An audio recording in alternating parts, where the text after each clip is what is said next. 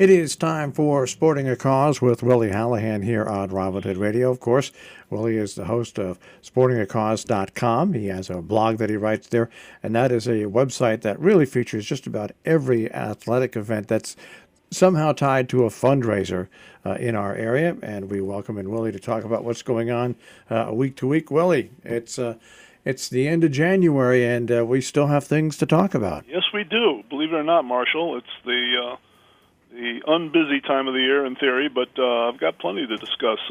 Before I get to the actual calendar events of this coming week, there was an event that took place this past week that was a sports-related fundraiser. The event was actually held outside of our tri-state field of interest, but the event was certainly of interest to people, at least in Litchfield County, and that was the UConn versus Tennessee women's basketball game. It was held Thursday. After 13 years of not playing each other, a lot of hype went into this. It used to be a huge rivalry between, UConn coach Gino Oriama would be locking horns with Tennessee coach Pat Summitt. They were the two best basketball teams in women's college basketball. Probably their rivalry did more to elevate the sport than anything else. And the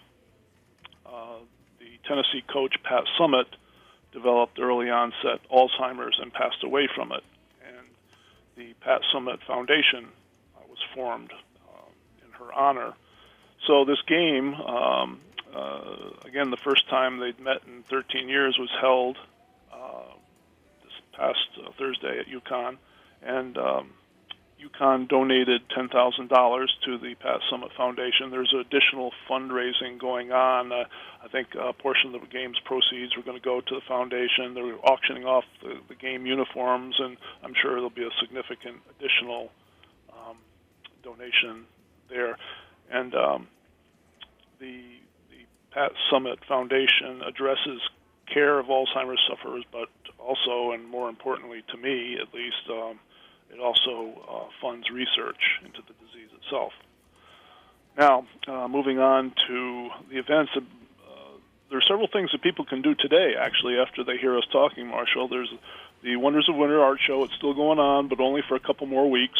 I want to emphasize it because if anybody's like me, when you've got months to do something, you put it off, and then it's too late and you miss out. But for a couple more weeks through the end of Jump Fest, which is February 9th, the Wonders of Winter Art Show. It's an extraordinary show in 6 different locations in downtown Salisbury.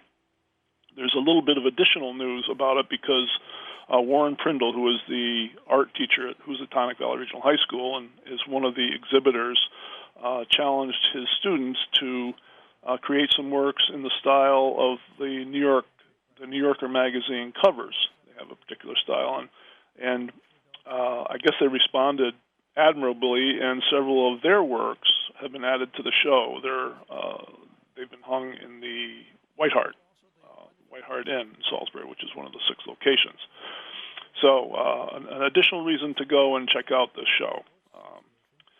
Also today, at 11 this morning until 1, is a Sunday benefit brunch for SWASA. This is held at the Interlaken Inn from 11 this morning to 1 this afternoon. It's $19.95 for adults. Children 10 and under is $10, and under 4 free. And I got to say a thing about the Interlaken Inn. During the winter months, maybe it spans from fall into early spring. Each Sunday brunch, they dedicate the proceeds to a different cause. They've raised money for the Jane Lloyd Fund, I know.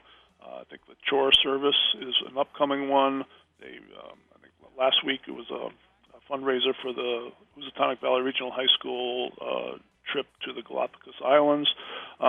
They're doing a lot for our area nonprofits, and as are a lot of businesses, restaurants, and so forth. So part of my job at sportingacause.com is to promote a lot of these the philanthropy that's going on by our local businesses. You know, coming up in February, they do the Chore Service on February 2nd, Northeast Community Center on February 9th, and the Jane Lloyd Fund is scheduled in for February 16th. Nice, thank you. Yeah, they deserve all the promotion they can get. Also today, after you've had your fill at the benefit brunch, you can go over to the VFW hall over in Canaan. That's the Couch Pipa Post. I think it's Pipa, Marshall. We go back and forth about the pronunciation. It's the registration for this tournament is at 1:30 and it begins at 2. It's a double elimination. They're accepting up to 25 teams. They're two-person teams.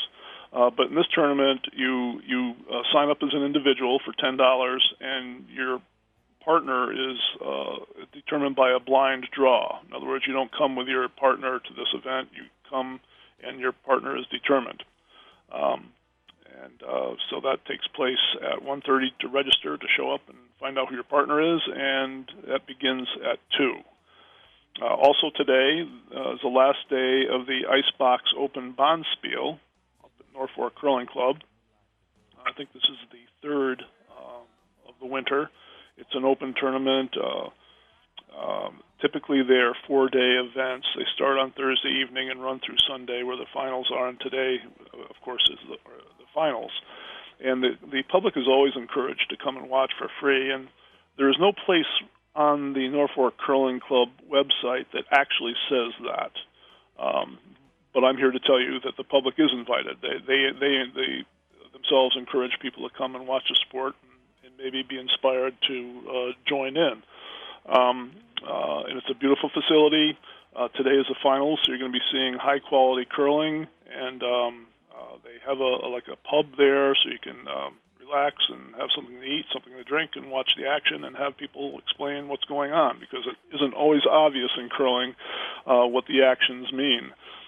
Now, coming up this week, for the whole week, Officials versus Cancer. This is a program that's been going on for quite a few years now, sponsored by the International Association of Approved Basketball Officials. Now, basketball referees on all school levels during this week are encouraged to give 25% of their reffing fees to the American Cancer Society.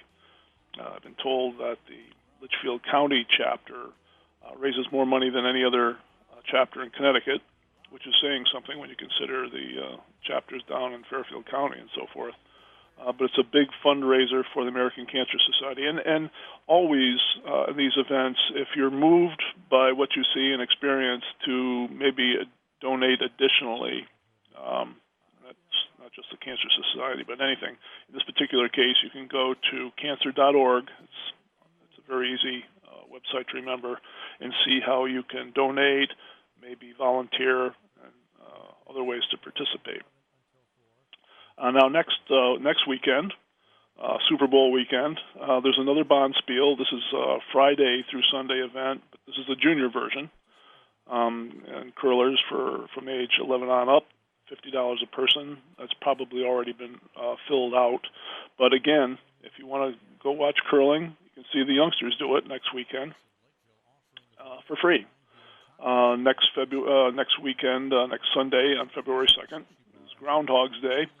The Ferncliff Fat Fest. This is an event that was postponed from several weeks ago because of weather, postponed to this coming Sunday. It's a bicycle ride. When I say ride, that means it's non-competitive. Race means competition, ride means at your leisure. This is the 6th annual event over at Ferncliff Forest in Rhinebeck. It's a free ride, but there's a $10 charge if you want to participate in the post-ride refreshments, which I guess are pretty significant. And donations are always welcome because they go to fund upkeep and maintenance at the Ferncliff Forest, which is a preserve there in Rhinebeck. And then, Marshall, after that, we're on to Jump Fest at long last. There's one thing I wanted to add. I should do this more often. I've done it before, but in the interest of full disclosure, besides being the editor of Sporting a Cause, I am also a director of Salisbury Winter Sports Association. And this time of year, I know that I give outsized attention to SWASA events. We're in a slower time of year, and there's more time to talk about things, all things SWASA. During the year, say in September when we have our golf tournament, for example, on a weekend where there are 11 other events, I'll mention it along with the others. I don't want our SWASA events to take away in any way promotion of another event going on. So it's been a while since I've made that admission, and I'll do it again on occasion, just so folks know. If it sounds like I'm giving too much attention to SWASA, I am, but it's a time of year where I can do that. And that's pretty much it. Well, there's a lot coming up, and you know what? There's nothing wrong with you pushing the Salisbury Winter Sports Association. It's not like you individuals make a ton of money. No. At all. That's for sure. And so, and it is a premier winter event in our region. So, thank you. So push away all you need to push. After that, after Jump Fest, it'll be quite a span before we have another event, and in the early spring, events start building up. Pretty much in the middle of February, even though it seems like the depths of winter, there are things coming up, interesting things like dodgeball tournaments and things like that to talk about. So never a dull moment in the Northwest Corner. All right, Willie, we'll check with you next week. Okay, Marshall, thank you so much. Take care. Bye. Willie Hallihan, Sporting a Cause, sportingacause.com on the web.